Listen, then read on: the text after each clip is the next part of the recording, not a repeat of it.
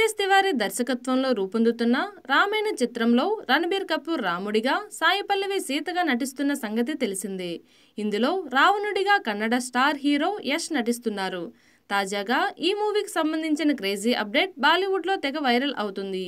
ఈ సినిమాకు సంబంధించిన తెలుగు వర్షన్ డైలాగ్స్ రాసే బాధ్యతలను మాటల మాంత్రికుడు త్రివిక్రమ్కు మేకర్స్ అప్పగించినట్లు సమాచారం. మాటల రచయితగా ఆయనకు టాలీవుడ్లో ప్రత్యేక స్థానం ఉంది. తెలుగు సాహిత్యంపై ఆయనకు మంచి పట్టు ఉండడంతో చిత్ర యూనిట్ ఆయన్ను సంప్రదించిందని వార్తలు వస్తున్నాయి. కానీ దీనిపై అధికారిక ప్రకటన రావాల్సి ఉంది. ఈ ఏడాదిలో గుంటూరు కారంతో ప్రేక్షకులను మెప్పించిన త్రివిక్రమ్ తన తదుపరి సినిమాకు సంబంధించి ఎలాంటి ప్రకటన ఇవ్వలేదు. అనుపమ పరమేశ్వరన్ తెలుగువారికి పరిచయం అక్కరలేని కేరళ కుట్టి. మన పక్కింటి పిల్లలాగా సరదాగా మనందరిలో కలిసిపోయింది అమ్మాయి.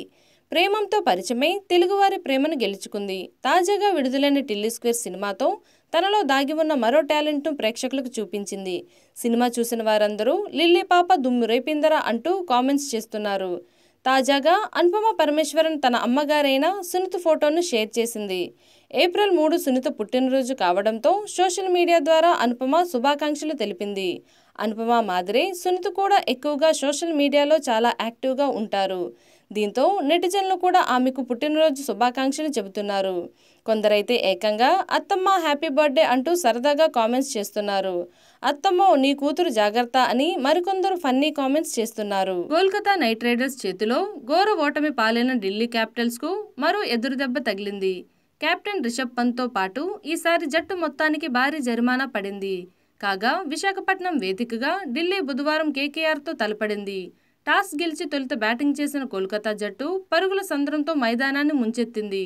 సునీల్ నరేన్ 85, అంక్రిష్ రఘువంశీ 54, ఆండ్రీ రసెల్ 41 పరుగులతో తుఫాన్ ఇన్నింగ్స్ కారణంగా నిర్ణీత 20 ఓవర్లలో 7 వికెట్లు నష్టపోయి 272 పరుగులు సాధించింది. ఈ క్రమంలో లక్ష్య ఛేదనకు దిగిన ఢిల్లీ క్యాపిటల్స్ తమకు రెండో హోమ్ గ్రౌండ్ అయిన విశాఖలో ప్రత్యర్థి ముందు తలవంచింది. టాప్ ఆర్డర్ పూర్తిగా విఫలం కాగా captain Rishabh Pant 55, Tristan Stubbs 54 పరుగులతో కాసేపు మెరుపులు మెరిపించారు. అయినా కేకేఆర్ బౌలర్ల దాటికి నిలవలేక లోయర్ ఆర్డర్ కూడా పెవిలియన్కు క్యూ కట్టడంతో 17.2 ఓవర్లలో 166 పరుగులు చేసి ఢిల్లీ క్యాపిటల్స్ ఆల్అౌట్ అయింది. కోనసీమలో జనసేనకు ఎదురుదెబ్బ తగిలింది. జనసేన పార్టీకి అమలాపురం ఇన్ఛార్జ్ శెట్టిబత్తుల రాజబాబు రాజీనామా చేశారు. అమలాపురంలో పార్టీ అధిష్టానం చాలా అన్యాయం చేసిందని రాజబాబు మండిపడ్డారు. అమలాపురంలో పోటీ చేసే అవకాశం ఇవ్వలేదని, జన సైనికులు వీర మహిళల ఆశయాల మీద నీళ్లు జల్లిందంటూ ఆగ్రహం వ్యక్తం చేశారు. పవన్ కళ్యాణ్ అమలాపురం సీటును టీడీపీకి కేటాయించారు. తెలుగుదేశం పార్టీ కుట్రపూరితంగా అనైతికంగా సీటు దక్కించుకుందని ఆవేదన వ్యక్తం చేశారు. ఎన్నో ఉద్యమాలు చేసి అమలాపురంలో జనసేన జెండాను నిలబెట్టాను. టీడీపీ జెండా మోయడానికి సిద్ధంగా లేము. పవన్ కళ్యాణ్ ఓ నియోజకవర్గానికి మాత్రమే పరిమితమయ్యారు. పార్టీకి క్రియాశీల సభ్యత్వానికి, పార్టీ ఇన్ఛార్జ్ బాధ్యతలకు రాజీనామా చేస్తున్నానని రాజబాబు తెలిపారు. బాలీవుడ్ బిగ్ బి అమితాబ్ బచ్చన్ తెలుగు సినిమాలకు వరుసగా గ్రీన్ సిగ్నల్ ఇస్తున్నారు. ప్రస్తుతం ప్రభాస్ హీరోగా నటిస్తున్న కల్కి 2898 AD చిత్రంలో ఓ కీలక పాత్రలో నటిస్తున్న అమితాబ్ తాజాగా మరో తెలుగు మూవీలో నటించేందుకు గ్రీన్ సిగ్నల్ ఇచ్చేశారని ఫిలిం నగర్ టాక్. అది కూడా హీరో రామ్ చరణ్ తాతయ్య పాత్ర అని బోగట్టా. రామ్ చరణ్ హీరోగా, బుచ్చిబాబు దర్శకత్వంలో RC16 తెరకెక్కనున్న సంగతి తెలిసిందే. ఈ మూవీలో జాన్వీ కపూర్ హీరోయిన్గా నటిస్తున్నారు. ఈ సినిమా రెగ్యులర్ షూటింగ్ అతి త్వరలోనే ప్రారంభం కానుంది. తాత మనోడు కాన్సెప్ట్ నేపథ్యంలో రూపొందుతున్న ఈ చిత్రంలో రామ్ చరణ్ తాత పాత్ర కోసం అమితాబ్ బచ్చన్ని సంప్రదించారట మేకర్స్. RC16 కథ తన పాత్ర నచ్చడంతో ఈ క్యారెక్టర్ చేసేందుకు అమితాబ్ అంగీకరించారని తెలుస్తుంది. అయితే దీనిపై మేకర్స్ నుంచి అధికారిక ప్రకటన రావాల్సి ఉంది. IPL 2024లో భాగంగా ఢిల్లీ క్యాపిటల్స్ తో నిన్న జరిగిన మ్యాచ్లో కేకేఆర్ 106 పరుగుల తేడాతో ఘన విజయం సాధించింది. సునీల్ నరేన్ 39 బంతుల్లో 85 పరుగులతో విధ్వంసకర ఇన్నింగ్స్ ఆడి కేకేఆర్ విజయంలో కీలక పాత్ర పోషించాడు. ఫలితంగా అతనికి player of the match award దక్కింది.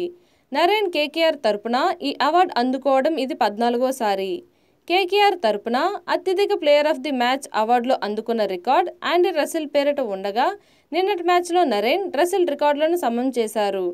రసెల్ నరేన్ IPLలో అత్యధిక ప్లేయర్ ఆఫ్ ది మ్యాచ్ అవార్డులు అందుకున్న ఆటగాళ్ల జాబితాలో 10-11 స్థానాల్లో ఉన్నారు. IPLలో అత్యధిక ప్లేయర్ ఆఫ్ ది మ్యాచ్ అవార్డులు రికార్డు AB డివిలియర్స్ పేరిట ఉంది. AB de Villiers Delhi Daredevils RCB తరపున 25 ప్లేయర్ ఆఫ్ ది మ్యాచ్ అవార్డులు అందుకున్నాడు. వైఎస్ఆర్సీపీ మరో సరికొత్త చరిత్ర సృష్టించింది. రాజ్యసభలో 4వ అతిపెద్ద పార్టీగా వైఎస్ఆర్సీపీ అవతరించింది. రాజ్యసభలో బీజేపీ, కాంగ్రెస్, టీఎంసీ తర్వాత స్థానం వైఎస్ఆర్ కాంగ్రెస్ పార్టీదే. ఇక ఏపీలో 11 రాజ్యసభ సీట్లకు గాను 11 సీట్లను వైఎస్ఆర్సీపీ గెలుచుకుంది. రాజ్యసభ సీట్లలో వైఎస్ఆర్సీపీ క్లీన్ స్వీప్ విజయం సాధించింది. ఈ క్రమంలో నేటి నుంచి అధికారికంగా ఏపీ నుంచి రాజ్యసభలో వైఎస్ఆర్సీపీకి సంపూర్ణ ప్రాతినిధ్యం ఉంటుంది. రేపు రాజ్యసభ సభ్యులుగా నూతన ఎంపీలు వైవి సుబ్బారెడ్డి, బాబురావు, మేడా రఘునాథరెడ్డి ప్రమాణ స్వీకారం చేయనున్నారు. ఇదిలా ఉండగా రాజ్యసభలో టీడీపీ అడ్రస్ గల్లంతైంది. మంగళవారంతో టీడీపీ ఏకైక రాజ్యసభ ఎంపీ కనకమేడల రవీంద్ర కుమార్ పదవీకాలం ముగిసింది. దీంతో రాజ్యసభలో టీడీపీ 0 అయింది. కాగా టీడీపీ ఆవిర్భావం తర్వాత తొలిసారిగా రాజ్యసభలో టీడీపీ తుడిచిపెట్టుకుపోయింది.